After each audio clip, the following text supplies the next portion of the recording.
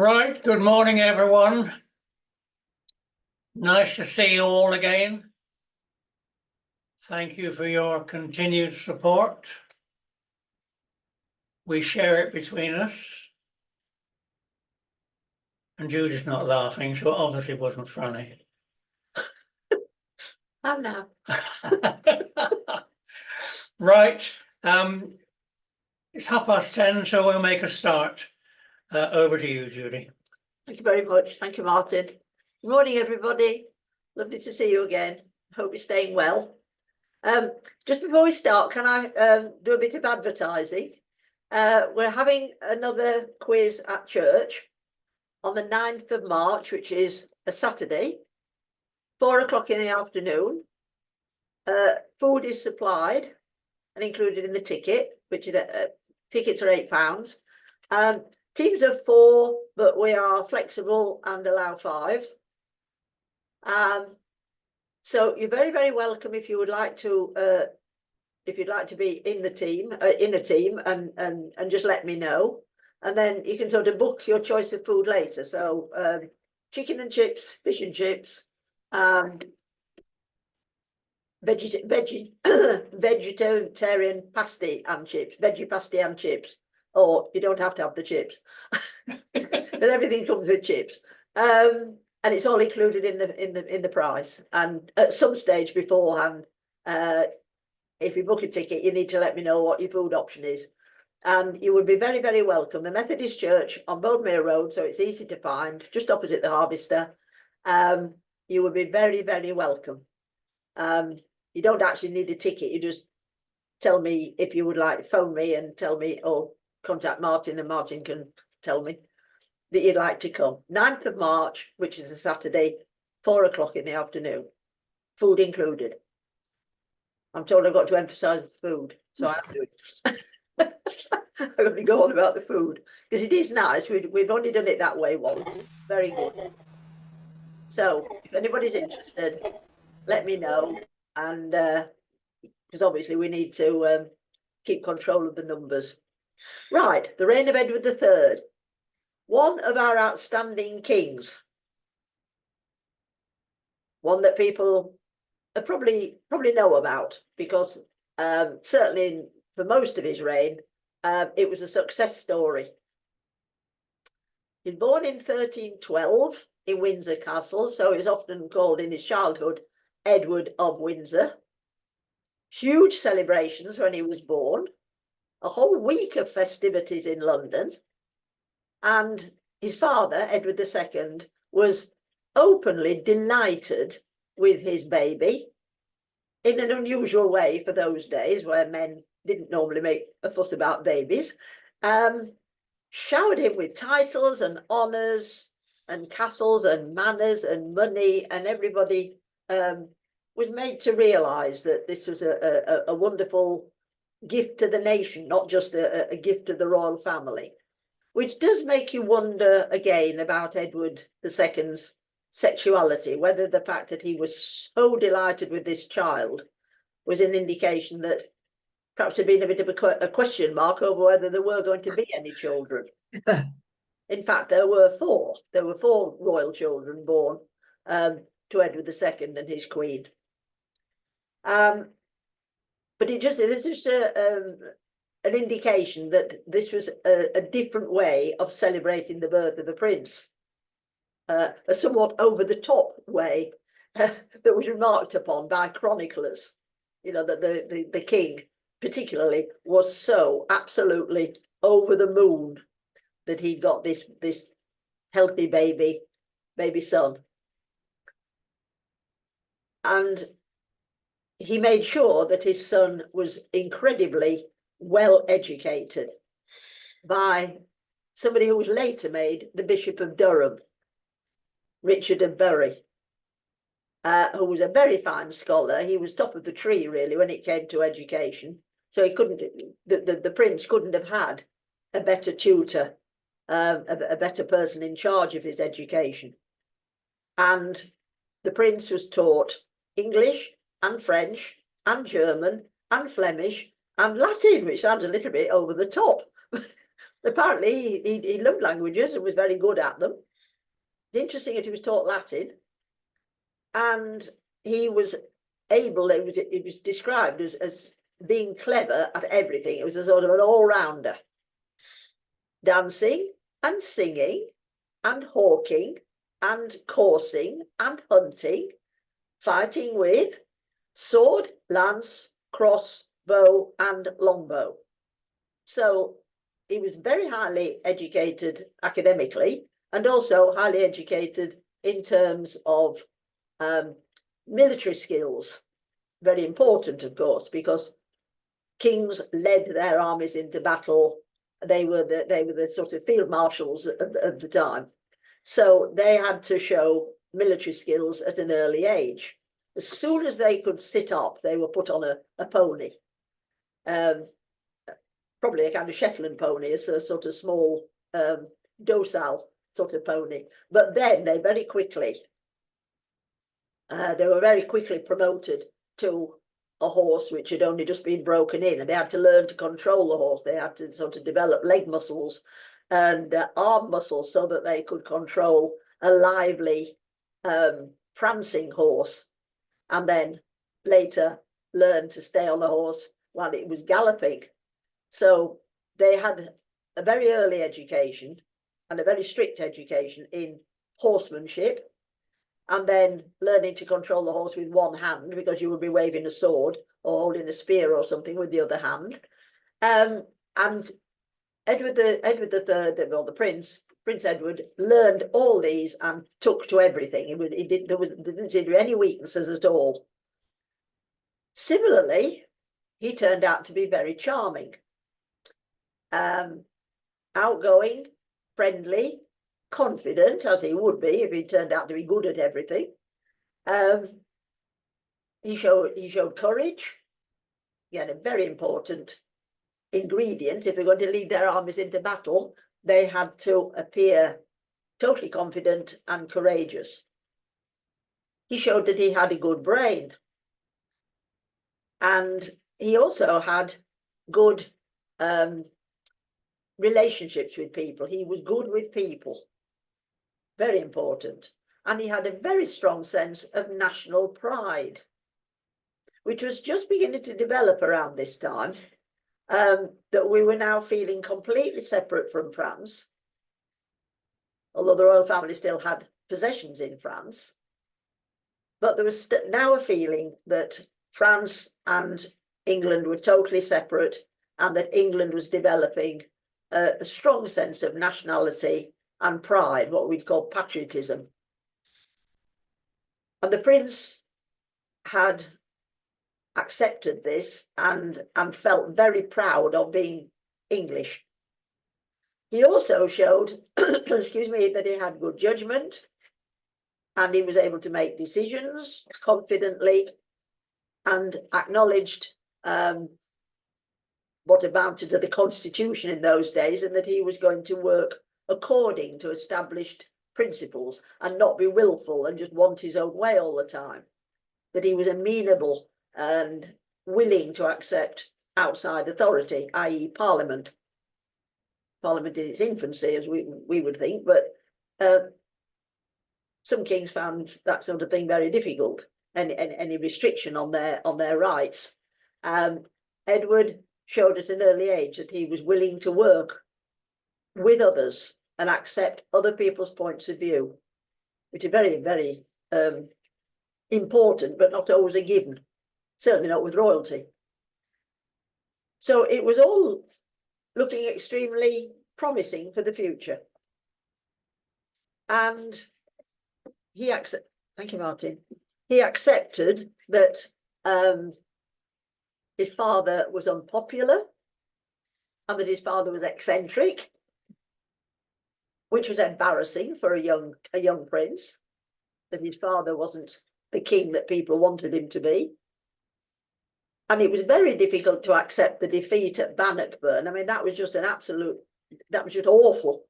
The fact that we had been so soundly defeated by a smaller army in Scotland, that was just absolutely awful, a slap in the face for anybody feeling patriotic and nationalistic.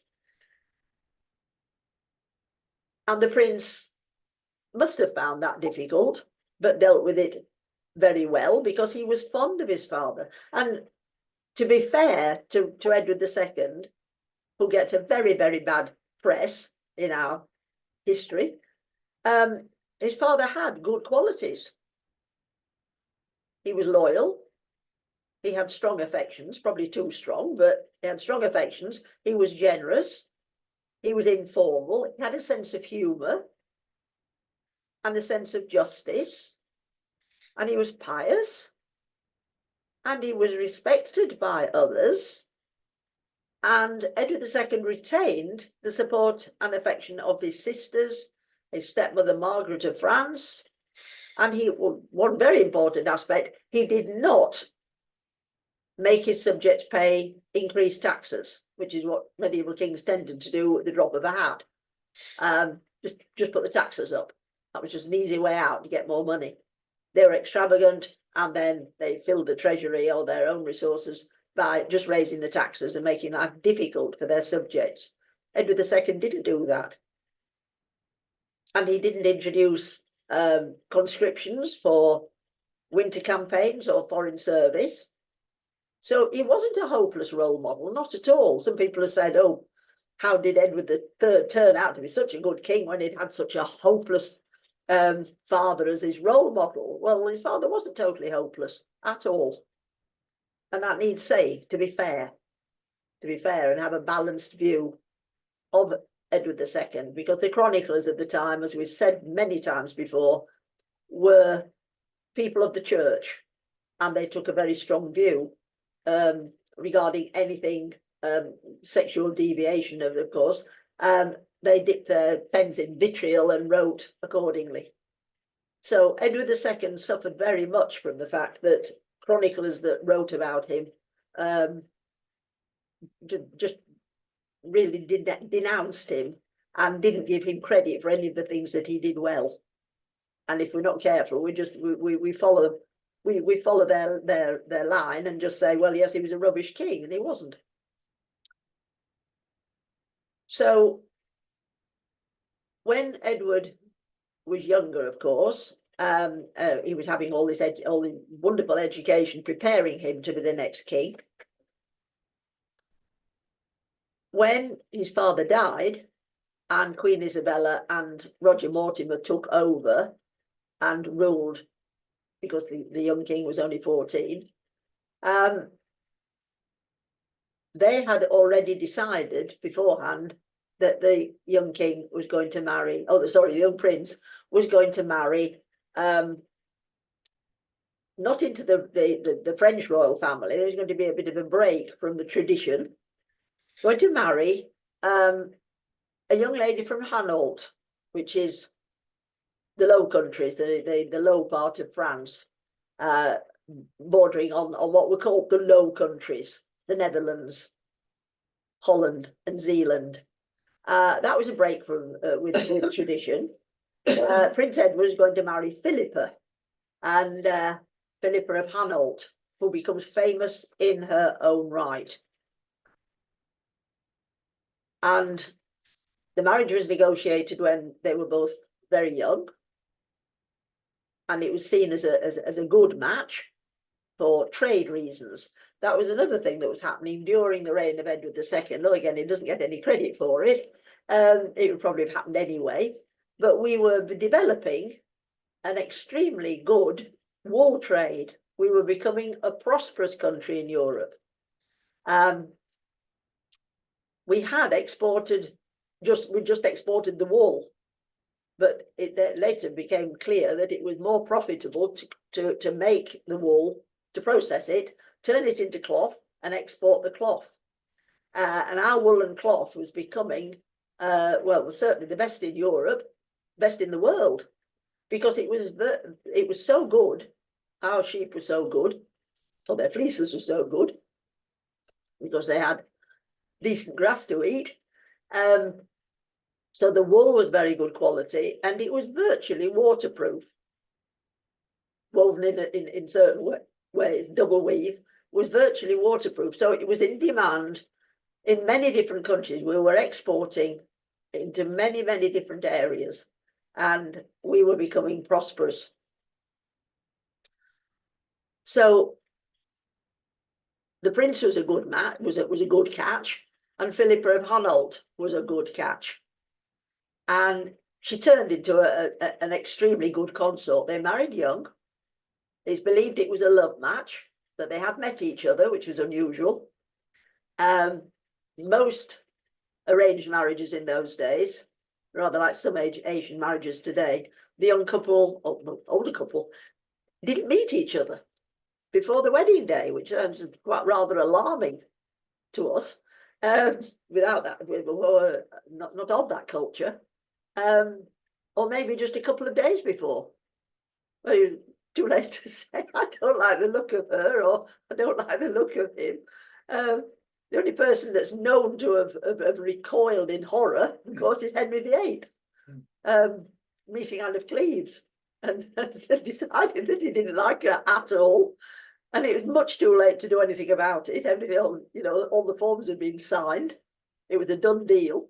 Poor Anne of Cleves had come all the way from Germany, so it wasn't very likely she was going to be sort of sent back like you can send things back to Amazon, or wrap her up again and send her back. I don't like her. But people normally just went along with the idea that they weren't going to see their They exchange pictures? other half. They could exchange pictures, and in fact Henry VIII had seen a portrait of Anne of Cleves, and it had a very beautiful little miniature of her in the form of a little ivory box in the shape of a rose. Well, they couldn't draw people. When you took, oh no, they could by then. Oh, right. You took the top off the box, and there was this lovely picture, a miniature picture of Anne of Cleves, looking very attractive, it has to be said. And it is believed that Holbein, the best portrait painter in the world at the time, and probably since, had made a few adjustments to Anne of Cleves by showing her full face. And it turned out that when people did a sort of semi-profile portrait of her, she got a very long nose. And that Holbein hadn't cheated. He hadn't made her look beautiful, but he had disguised the fact that that wasn't her best feature. So portraits could be accurate, but like photography, show your best side. They could be deceiving. But they didn't even bother with exchanging portraits at this time. In the 14th century, you just took what you were given. But as it turned out, it was a very, very happy marriage, and possibly it was a love match. Now, the idea that she was black, I've Googled it. The idea that she was the first black Queen of England is very interesting. And it's to do with her looks, not that people had sort of investigated her family tree. The second black queen, who's often called the first, is Queen Charlotte, married to George III, Charlotte of Mecklenburg-Strelitz, a German princess. She's often said to be, or have been, black. And it's mainly to do with features and looks and skin tone, rather than knowledge.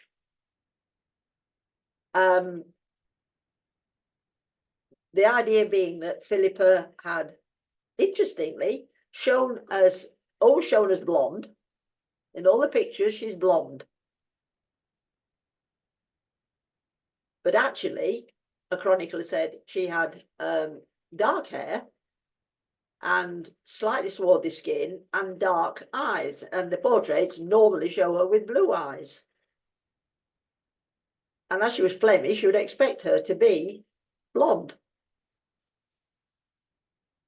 So it was to do with her appearance, and looking back in her ancestry, the suggestion is there might have been Moorish blood, not African, Moorish, Arab. But there is absolutely no proof. The interesting thing is that now, if you look it up, if you Google it, it's African magazines and books that claim her. And they do the same with Charlotte of Mecklenburg-Strelitz, Queen Charlotte, one of our Hanoverian queens. The same thing, that they claim her.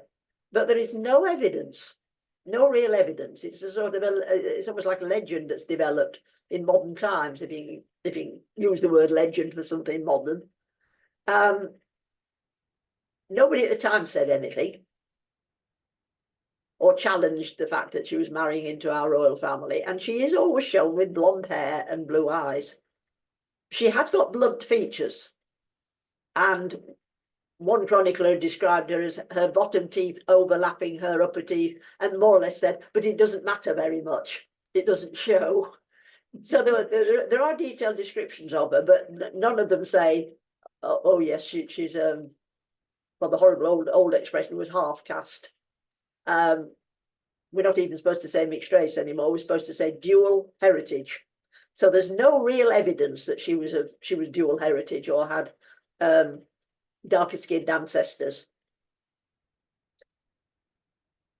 So it's one of these interesting sort of legends, ideas that develop, and now in modern times it becomes a kind of political issue or a racial issue, and is taken up by Black writers, sort of claiming that they've got some interest in the royal family. When I say interest, they've got somebody in the royal family who was Black. No proof. So we won't sort of linger on the fact that the king was murdered, that King Edward II was murdered. Even that is in dispute. There's lots of stories that Edward II was seen much later, that he became a hermit, all sorts of stories and legends about him still being alive, not having been murdered in Berkeley Castle. But the facts stand, that Edward became a king when he was 14. Edward of Windsor became the king because his father had abdicated and then died or was murdered. So a low-key coronation because the king was underage. And for 3 years, England was ruled by Queen Isabella and Roger Mortimer and their supporters, much to the young King Edward's rage and resentment. He had gone off his mother by this time because she was openly sleeping with Roger Mortimer. That must have been very embarrassing for a young man, a teenager. How to justify that in an age of religion and piety? That must have been an awful thing for him to cope with.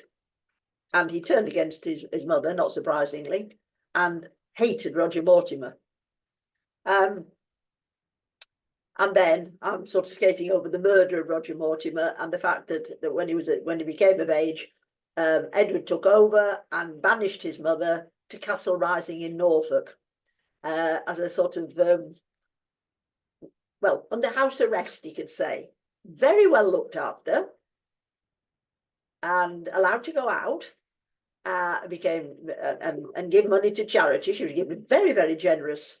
Well, in fact, she was a wealthy woman. She had her own estates and her own money, but she wasn't allowed to interfere in politics anymore. The young king made absolutely sure that she didn't have any political power. So family relationships. He'd married when he was 16 and Philippa was 15. And it turned out to be an excellent choice. Some reports say that she had 12 children, others say she had 13, which probably means that one of them was premature and died immediately, and they didn't count it as a birth.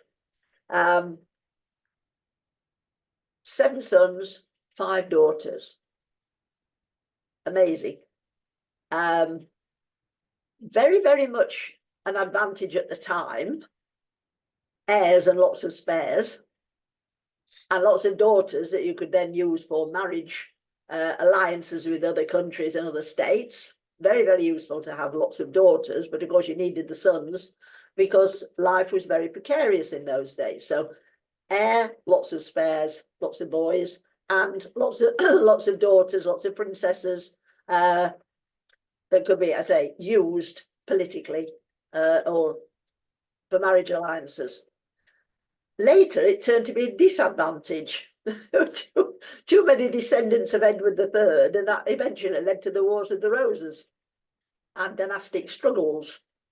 But at the time, it just seemed like a brilliant idea that Philippa was so fertile.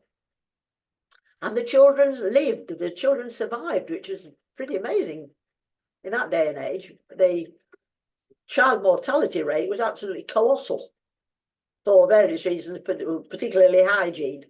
I mean, nobody knew about bacteria or germs. They didn't know you're supposed to wash your hands when you'd been to the loo. They didn't know you're supposed to wash your hands if you'd been dealing with anything dirty. They just came in and had their meal. Lots of babies died. Lots of toddlers died, particularly when they were weaned. It was a very, very dangerous time because while they were being breastfed, that was safe. They were likely to encounter germs. When they were weaned and the nursemaid was feeding them with a spoon and some food in a bowl, if the nursemaid sort of walked away and flies came and walked about on the baby's food, putting germs all over and bacteria all over, nobody thought anything about flies because they were all over the place. And so the baby would then be fed with something that was contaminated, and other kinds of bacteria, especially in hot weather. Toddlers died, and nobody really knew what they died of. They died of horrible intestinal infections or fevers, and a terrible death rate. But Philippa and Edward were very lucky. Only 2 of their children died in infancy. They kept all the rest, and that was pretty astounding. That meant that God, in those days, God had blessed them. So it was a good and affectionate union, and not only did Queen Philippa bear lots of children, she was a very, very good influence in many, many ways. They loved their children. They didn't quarrel with them or argue with them or alienate them. It was a very, very happy family unit, very unusual, remarked upon by the chroniclers. What a happy family it was, blessed. He was very generous to his consort. He'd taken the generosity from his father. Every time Philippa had a baby, she was rewarded with land, estates, houses that already existed, or she was given the money to build a new dwelling, a new house. Particularly beautiful fabrics which came from the East. We made wool and linen. That was it. We couldn't make brocade, we couldn't make damask, we couldn't make velvet or satin or silk. All these beautiful fabrics came from abroad at vast expense. So Queen Philippa, although she wasn't a glamorous lady, nobody had ever said she was good looking. She dressed beautifully because her husband rewarded her. Every time she had a baby, beautiful lengths of fabric appeared, and jewelry and horses already equipped with lovely saddles and things. He was a very generous husband, and she rewarded him by being a very, very good consort. Set up charities. So he was generous to her, she was generous in turn. As she rode about the country, which the royal family did in those days, all wealthy people did. That's why they had lots of homes, because there weren't any flushing loos, and homes became very dirty and smelly after a few months of occupation. remembering that hundreds of people were living in these houses. They, you know, because all the whole entourage, the whole household, all the servants moved when the monarch or the rich person moved. They took all the household with them.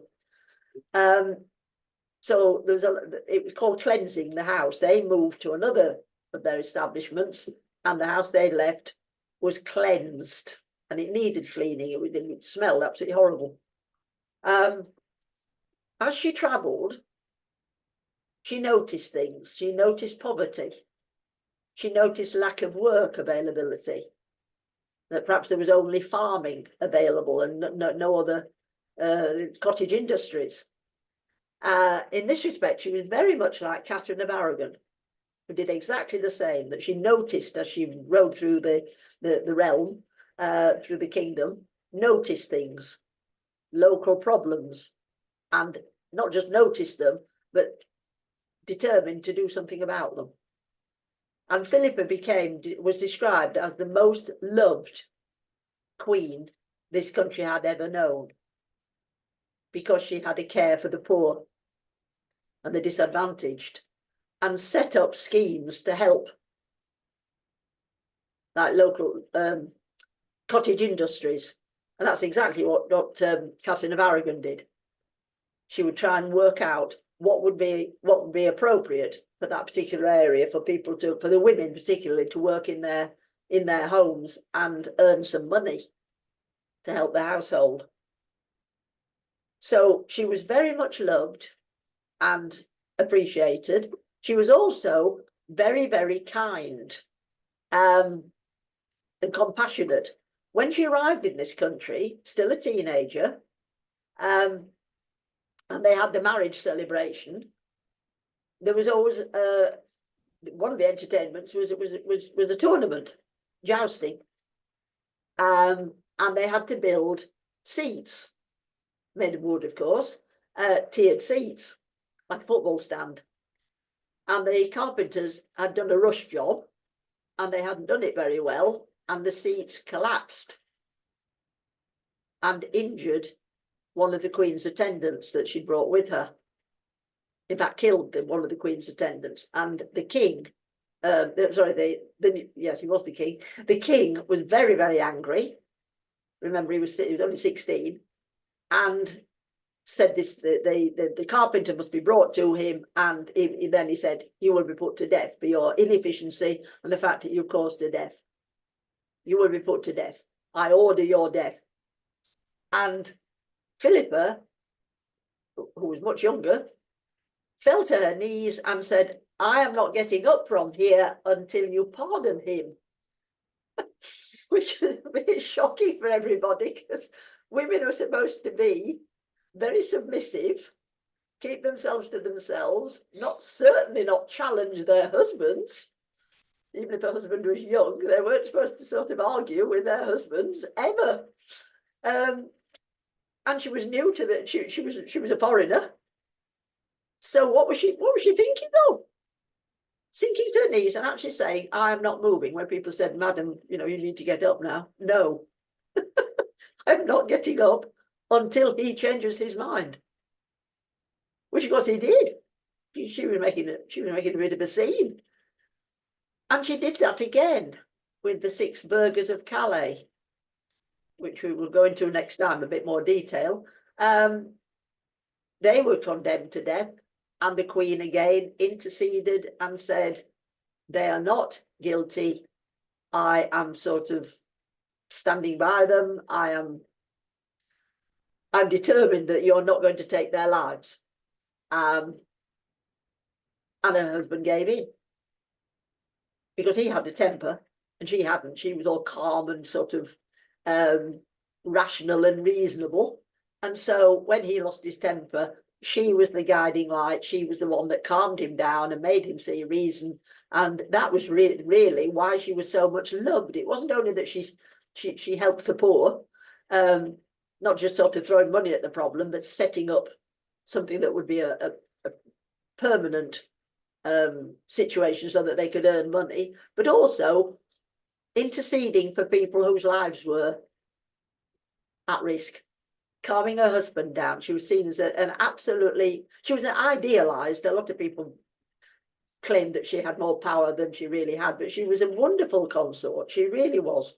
A wonderful companion and helping the king to be the best he could possibly be. And he is seen as one of our very best kings. She had a great input into that, the reputation that he gained. And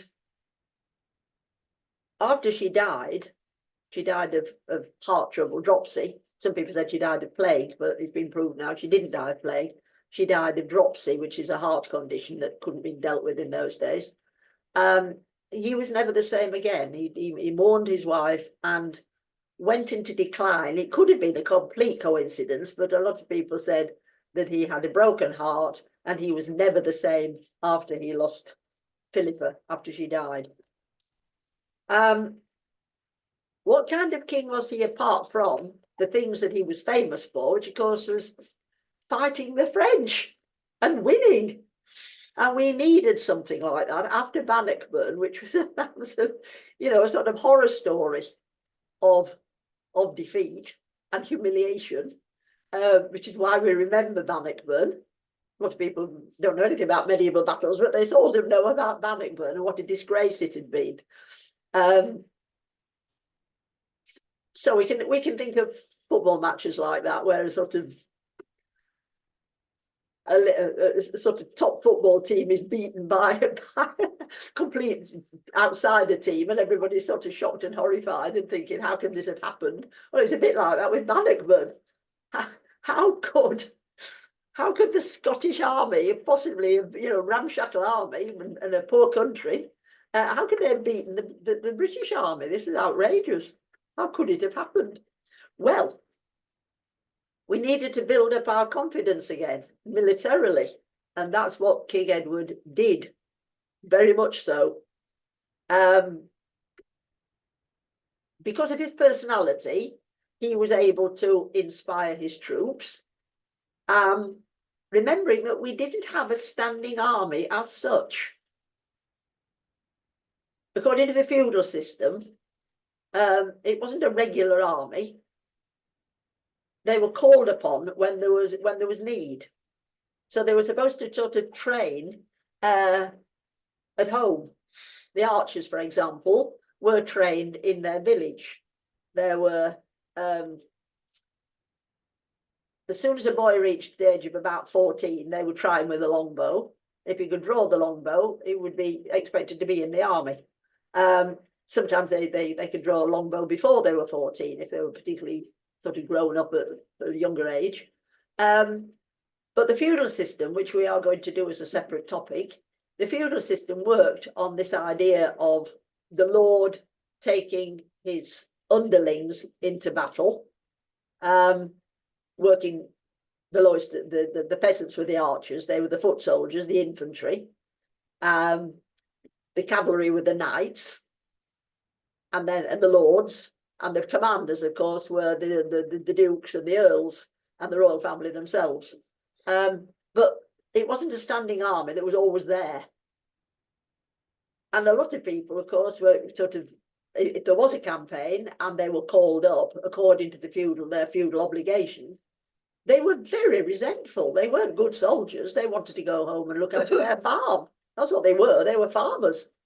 They weren't professional soldiers. And they were very resentful, and they often didn't fight very particularly well. They needed to be inspired. They needed a good commander. They needed a good member of the royal family, hopefully, that would inspire them, make them think that they were fighting for a true cause, like the Crusades. People went off the Crusades with enormous enthusiasm because they were fighting for Christ. But fighting in France, not so much. So it needed somebody with a strong personality, but an attractive personality, to persuade them that this was something worth fighting for. And King Edward, as we've explained, had that kind of personality. He had charm, he had charisma, he had courage, personal courage and confidence. He was just right. And so we won two enormously famous battles, Crécy and Poitiers. We won a sea battle. Later, of course, we've got Henry V winning, beating the French at Agincourt. These wonderful victories have lived on in song and story, rather like Waterloo. You know, our spirits were lifted by these successes. And interestingly, at Crécy, although we'd condemned the Scots for using underhand methods in order to win, digging pits for men to fall into, that was considered absolutely outrageous. Onto spikes. That was not, yeah, onto spikes that were hidden in these holes. And another thing they'd done was sort of position their spears or sharpened staves so that it disemboweled the horses, so the cavalry were put out of action. That was considered disgusting. Actually attacking horses, that was very, very below the belt and dishonourable. But the fact remained that the Scots had won. Interestingly, having condemned the Scots and said, you know, what happened to the code of chivalry? You're not played according to the rules. You're sort of hitting below the belt sort of thing. What did we do at Crécy? We dug some pits. We put spikes into them. It was like, learn from your enemies. Forget about the code of chivalry. We want to win. So he was a very good commander. Edward III was a wonderful commander, but he also had a very, he had a vision. He had a vision of what he wanted England to be like. He wanted to put England on the map. He wanted England to be a great country. He had ambitions for this country, and he had a very romantic idea about this country and its past, and a particular love of King Arthur, who he'd studied as a boy. His tutor had given him the stories of King Arthur to study, and Edward had really taken to this. He really liked the idea of King Arthur and the Round Table and these knights who were loyal to God as well as loyal to their leader. And so he recreated the Round Table. Now, those of you who've been to Winchester, if any of you have been to Winchester Castle, on the wall of the Great Hall in Winchester Castle is a huge tabletop, which is round and all painted in lovely heraldic colours, which is allegedly the Round Table. Now, we of course know it isn't.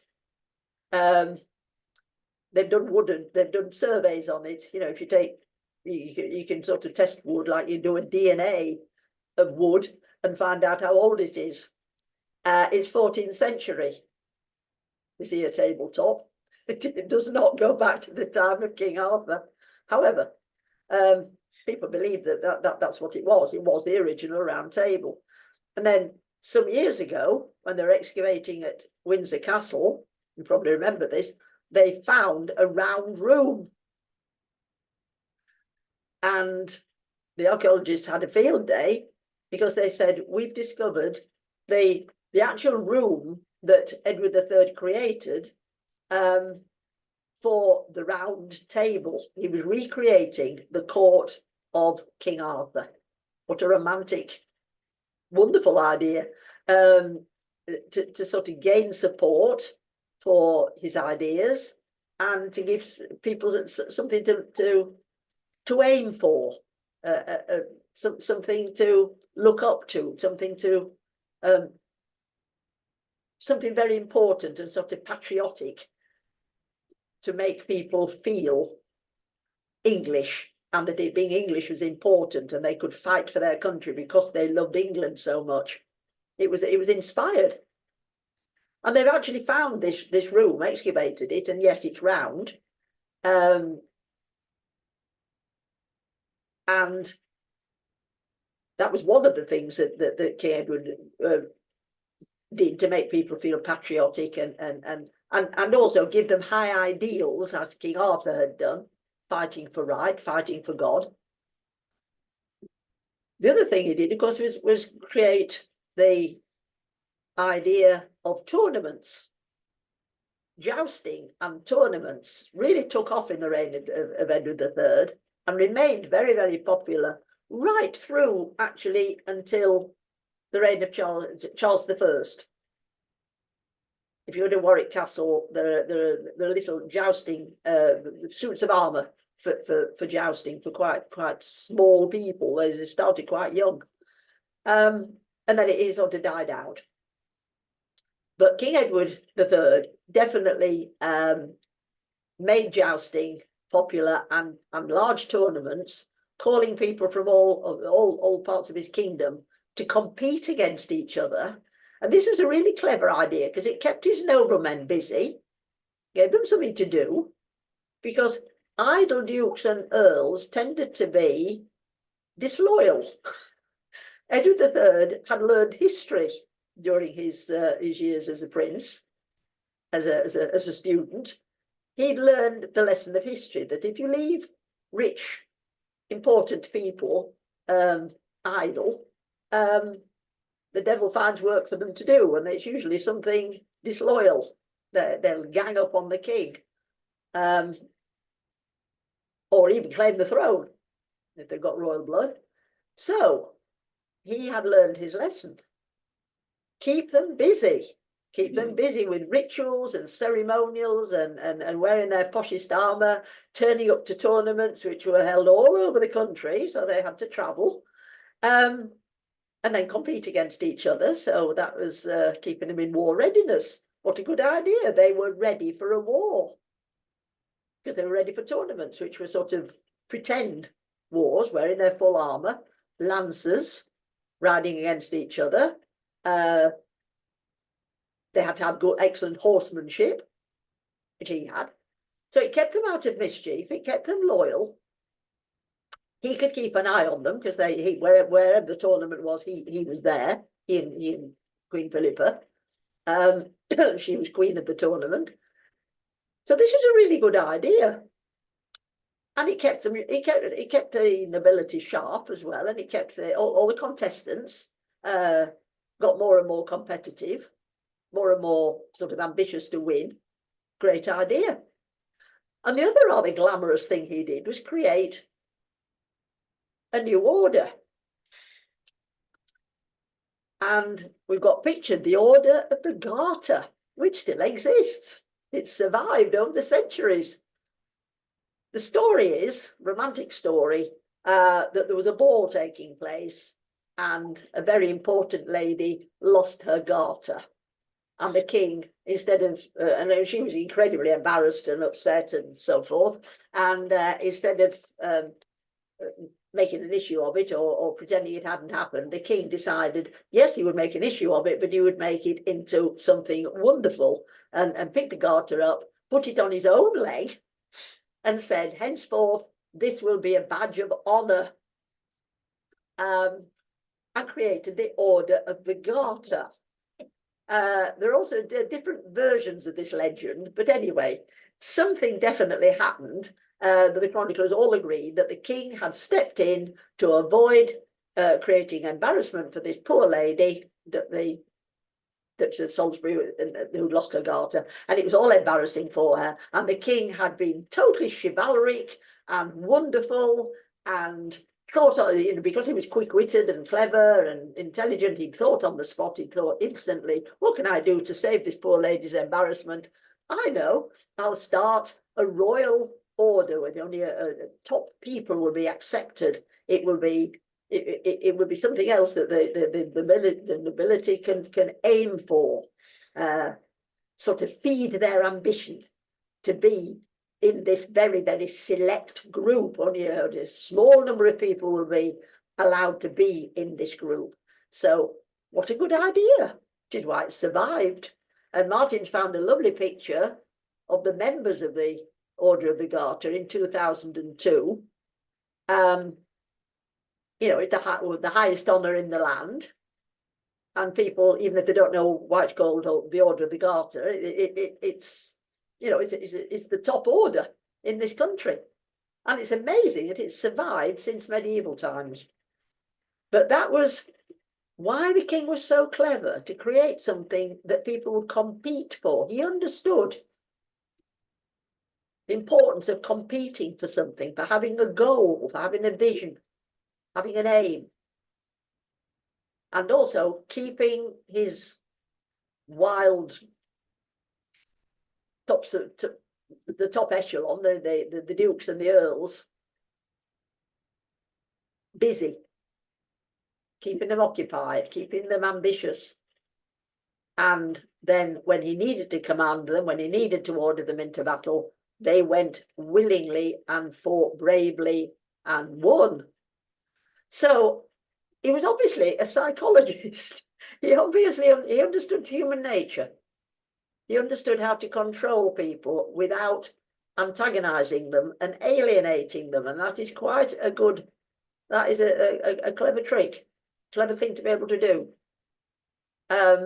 He understood human nature, and he didn't have trouble during his reign, which is a miracle, really, when you look back on the reigns of the other medieval kings. They had trouble with their top noblemen. In some ways, they'd alienated them, asking for too many taxes, or expecting them to go into battle when they didn't want to. Edward understood human nature, and therefore was a very, very successful king. And we acknowledge that he was successful, one of our best kings.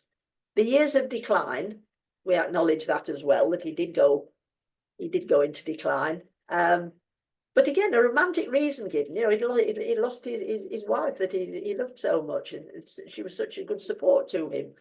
So even that becomes an attractive aspect of Edward III's life and reign.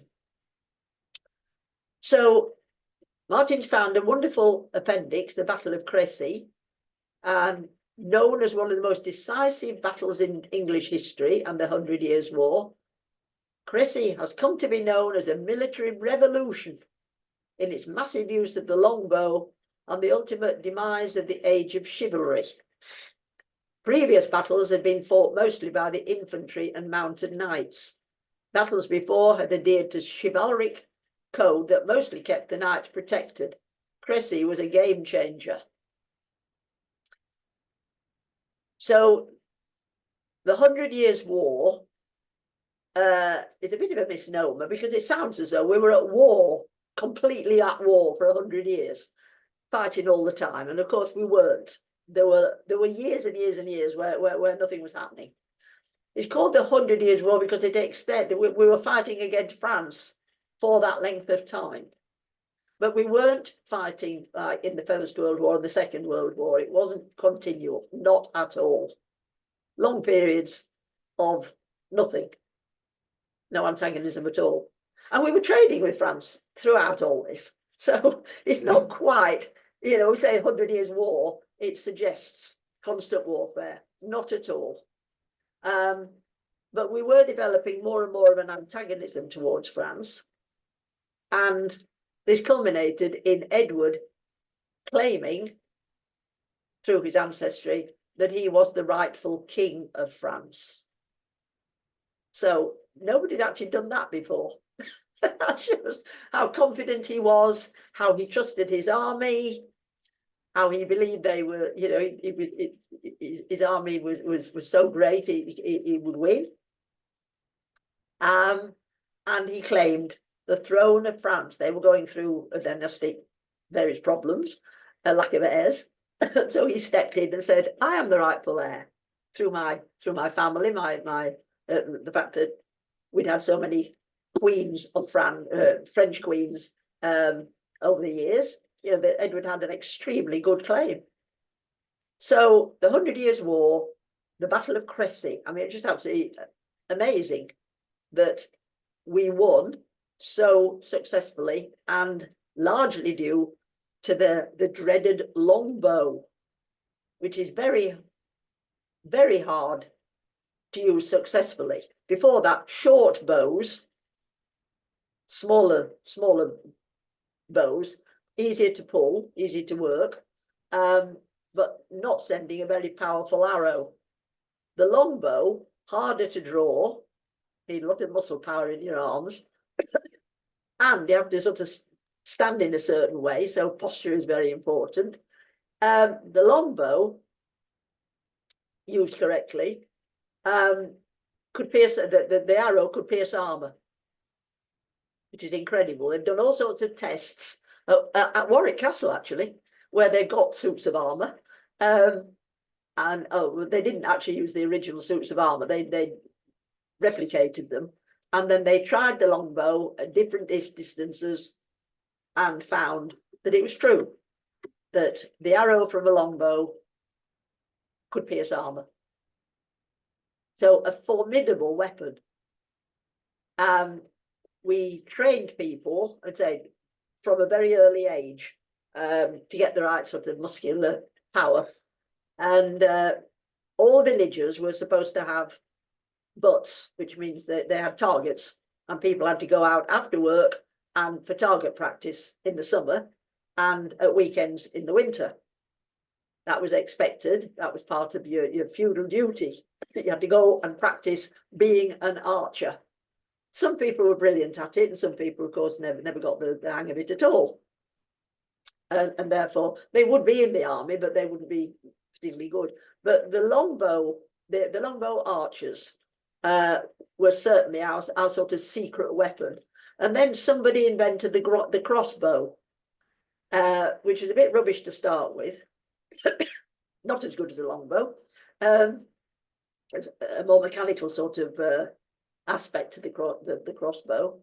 But when that was perfected, that made the longbow redundant. But for years, the longbow was our special weapon, and our men were the best longbow men in Europe. And explained why we won the Battle of Crécy and why we won the Battle of Poitiers and future battles. Didn't you say, Judy, that we've got butts in Sutton Park? I don't think I said that. No, somebody. I dreamt it. Sorry. Yeah. No, I don't think I said it. But there's a short butts lane in Lichfield. The word short butts and long butts is a place name in quite a few towns and cities that were villages, where the peasants had to learn, or the men had to learn how to shoot using a longbow, and if they couldn't, then they used the short bow. But the longbow was our special weapon. So this is what happened at Crécy. They decided that they were going to sort of attack in a certain way, and Edward, the king, was very good at placing his troops, at deploying his troops sensibly and well. That took intelligence. He placed his army into a defensive position on a slope, knowing this would make it harder for the French cavalry. So their not so secret weapon, the French army's not so secret weapon, was their cavalry. They had more men on horses than we had. He also used the time to dig small pits with spears to impale the horses in the front line. The English army was comprised of three main flanks. The 16-year-old Black Prince, he was the heir to the throne, the Prince of Wales, but always called the Black Prince because he wore black armour, which was silver armour that was painted black so that it didn't show up in sunlight and dazzle people or show who he was. So he wore black armour, that was his trademark, and he was always called the Black Prince, but he's actually the Prince of Wales, the heir to the throne. The 16-year-old Black Prince took command of the right flank that was placed slightly ahead of the other two and would take the brunt of the attack. Each division consisted of spearmen at the rear, dismounted knights and men-at-arms in the centre, and in a jagged line at the front stood the archers. At the rear were the reserves, positioned centrally and led directly by King Edward. Although they said kings led their armies into battle, there were lots of rules and regulations about the king not risking his life. So it was sometimes they didn't actually lead their armies into battle. They led them to where they were going to have the battle, and then they fell back and were protected. So it was a bit of a misnomer to say they led their armies into battle. They led them to the battlefield, but not actually into the battle. It's late in the afternoon, 26th of August, Philip's army attacked. The Genoese crossbowmen led the assault. Crossbows had been invented. Philip being the king of France. However, due to heavy rain the night before, the Genoese bows had become slack and ineffective. Great, so God was on our side. He'd provided the right kind of weather. He'd put their bowstrings out of action. As a result, when they fired, their shots fell short. In contrast, the English longbows were able to be unstrung and therefore were dry by the time it came to fire any arrows. So we were able to keep our bowstrings neat and tidy and dry. And so when we put them back into our longbows, they were all fresh and able to work beautifully. The Genoese crossbowmen were quickly overwhelmed by Edward's 10,000 archers. Absolutely incredible, 10,000 archers, who were able to loose arrows flying so thick they appeared as snow. That's a chronicler's account. Upon seeing the ineffectiveness of his crossbows, Philip sent out his mounted knights, who trampled over the Genoese dead and dying and mowed down those trying to run back. At first, the masses of the dead beneath them sent the knights into confusion, but they soon gathered pace towards the English lines. 16 times the French mounted cavalry tried to charge upon the slope, but each time were taken down either by arrows or were halted by their own dead horses and men on the battlefield. And then the famous instance where the Black Prince was surrounded and somebody came galloping up to the king, to King Edward, and said, "Your son's in danger of his life. He's in great peril.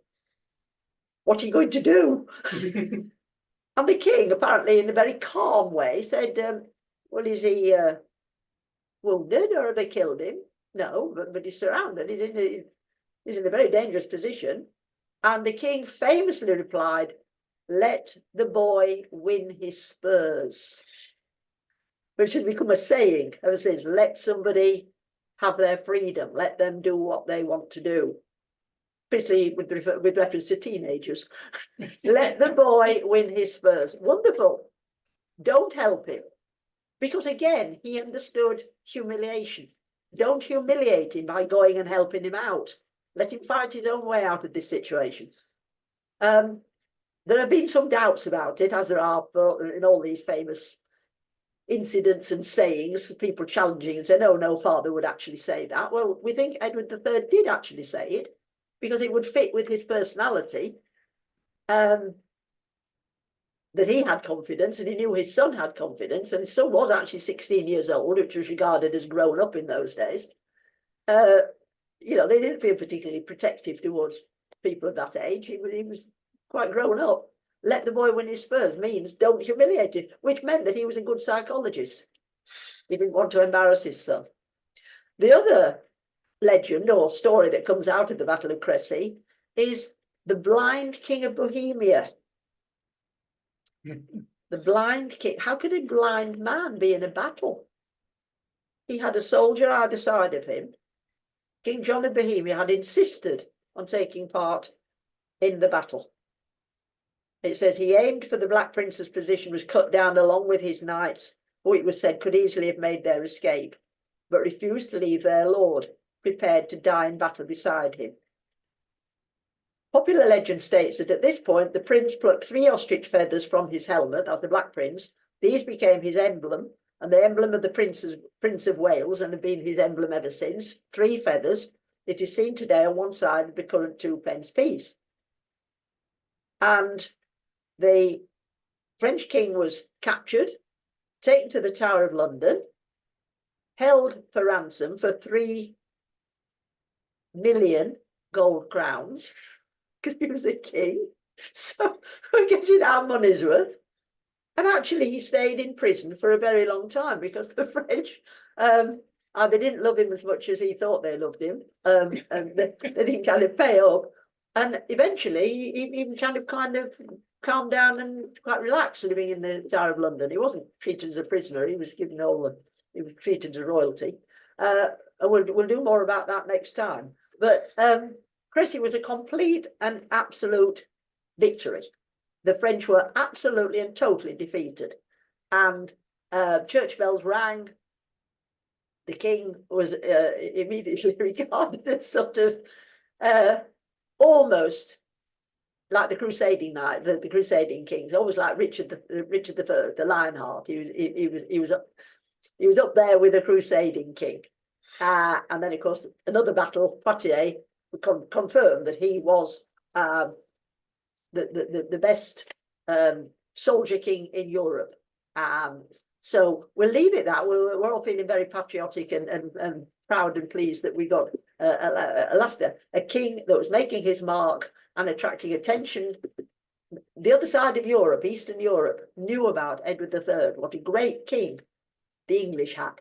So we'll leave it there, feeling very proud and pleased. And next up, we'll talk about Poitiers. We'll talk about the wars in France, and then the death of the Black Prince, who of course didn't become our next king. He died before his father. But we're going to do the Black Death and the Peasants' Revolt next time. Peasants are revolting. The peasants are revolting. Yes, thank you very much indeed for listening. Hope you stay well. Thank you. Thank you, Judy. Thank you, Judy. Thank you, Martin. Fascinating. Thank you, Judy. Thank you, Martin. Again to Martin for all the hard work he puts in. No problem. Yes, thank you, Martin. Thank You're you. very welcome. Have a good day. Bye-bye. Bye. Bye. Bye.